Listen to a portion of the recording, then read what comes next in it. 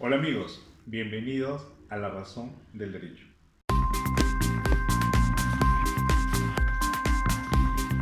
En esta ocasión vamos a tocar el tema ¿por qué la SUNAT se demora mucho en cobrar a las grandes empresas?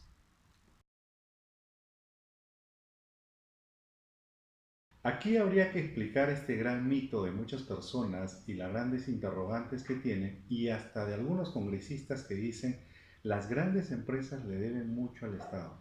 Pero habría que preguntarnos qué hacen ellos para poder cambiar estas normas. Ahora vamos a explicar en una forma sencilla por qué razón es que se demoran muchas de estas empresas en pagar lo que tienen que pagar y también la parte de defensa que utilizan a lo largo de muchos años y hasta décadas para esto. Vamos a poner este ejemplo. La SUNAT entra a fiscalizar a una empresa y por ahí dice que le debe tanto. O por ejemplo está multado por tanto o no pagó X. Entonces, ¿qué hace justamente esta empresa? Pues esta empresa lo va a observar de repente, si es que la SUNAT ha determinado que le debe tanto, va a observarlo y de repente a acudir hasta una segunda instancia. Entonces, ¿qué pasa? En un proceso administrativo vamos a tener una primera y segunda instancia. Imaginemos que la SUNAT tiene la razón y la empresa dice no estoy de acuerdo. ¿A dónde debería de acudir? Acude al Poder Judicial.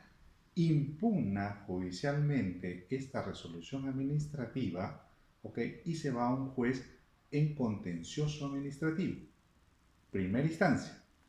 No le dan la razón, se va hasta una segunda instancia, que es la sala superior.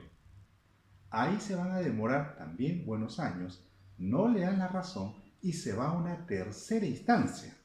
Imaginemos, entonces la Corte Suprema también son los procesos muy lentos y hasta que determinen pueden pasar muchos años.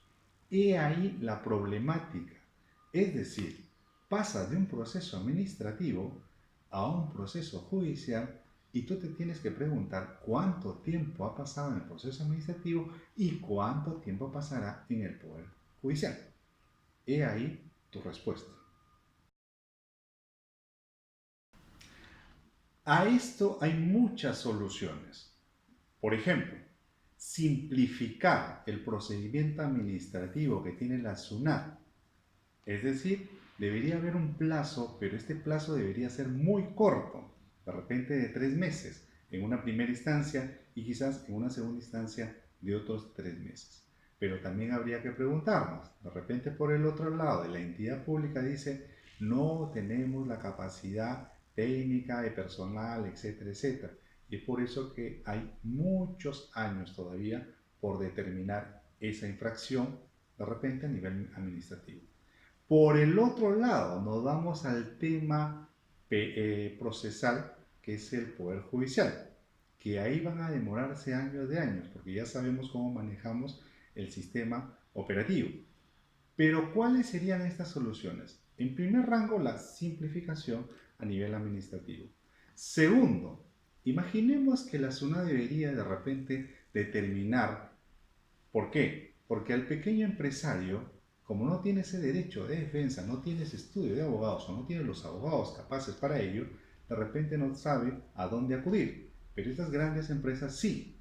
Entonces, por esas razones que dilatan mucho tiempo. Ahora, yo creo que debería haber una escala, es decir, si de repente le deben 50 millones, 500 millones, 100 millones, de repente para poder recurrir al Poder Judicial deberían haber unas cartas fianzas en donde quien quiere recurrir al Poder Judicial debería garantizar. Y si pierde esto en el Poder Judicial, podría pues ejecutarte esas fianzas. Algo así como existe en el sistema de arbitrajes. Es decir, hay un reglamento en el que alguien quiere acudir al Poder Judicial, el reglamento ya lo establece y le dice, si tú quieres ir al Poder Judicial, tienes que poner una fianza. Si pierdes el proceso judicial, se ejecutará. Yo creo y considero que esto debería revisarse muy bien a nivel del Congreso de la República. ¿Por qué? Porque las personas se hacen las preguntas y dicen, ¿por qué estas grandes empresas tienen años de años sin pagarle a la SUNAT y por qué que yo soy un microempresario van y me cierran y de repente me embargan inmediatamente? Esto fue La Razón del Derecho. Y no olviden suscribirse a nuestro canal de YouTube y visitar nuestras redes sociales.